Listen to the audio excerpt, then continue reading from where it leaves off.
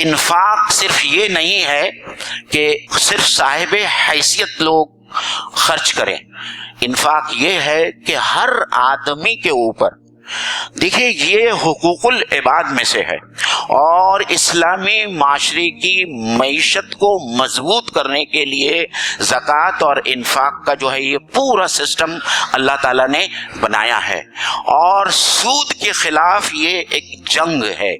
اور جب تک ہم انفاق میں آگے بڑھ کر حصہ نہیں لیں گے، یہ جو لوگ خودکشیاں کر رہے ہیں لون لینے کے بعد میں، ایک فکر یہ ہے جس کو قرآن قارونی فکر کہتا ہے، یہ جو کچھ کمایا ہے میں نے یہ میرا اپنا مال ہے، اور ایک دوسری فکر ہے جو اسلامی سوچ ہے، فی اموالکم حق للسائل والمحروم، تمہارے مالوں میں ایک حق ہے،